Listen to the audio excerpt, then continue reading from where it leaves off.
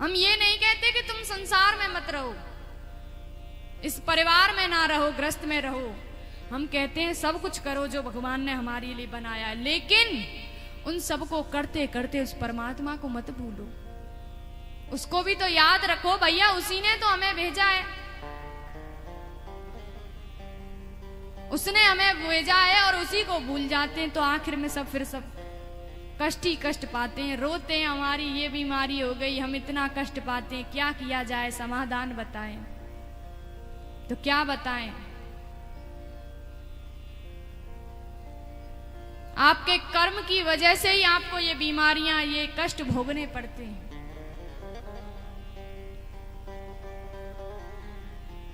आपने कहीं ना कहीं तो गलती करी होगी परमात्मा को भूलने की। जब आपके पास सुख सुविधा होगी तब भूल गए होंगे और आज बुढ़ापे में पछता रहे हैं, आज रोते हैं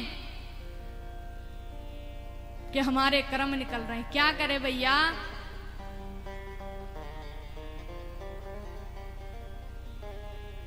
हमने तो पहले दिन बता दिया था, दुख में सुमिरन सब करते हैं और सुख में सब भूल ही जाते हैं। और आपने भी ऐसा ही किया होगा जो आज आपको रोना पड़ रहा है।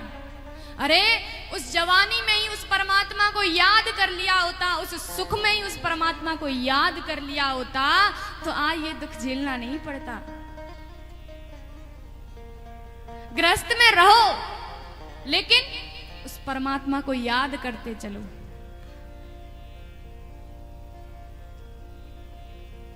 उस परमात्मा को मत भूलो। अच्छे संत का संग करो, वो परमात्मा से अवश्य जोड़ देंगे। वृंदावन में कितने अच्छे अच्छे संत हैं, हर जगह राधे राधे चलती है। वृंदावन में जाके देखो,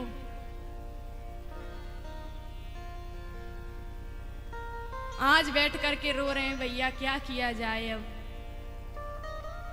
कर्म निकल रहे हैं। कोई बात नहीं, दुख ही सही, परमात्मा की याद तो आई आपको, सुख में नहीं आई, कोई बात नहीं, दुख में तो आई। अब तो कर लो भजन, अब तो उस परमात्मा को याद कर लो। अब तो कथा भागवत संकीर्तन सत्संग अब तो कर लो। अंत समय आ गया, भगवान के दरवाजे पर खड़े हो, लेकिन इस माया में फंस करके भैया तुम यहां से जाने की सोच रहे हो, इस दरवाजे पर भी आकर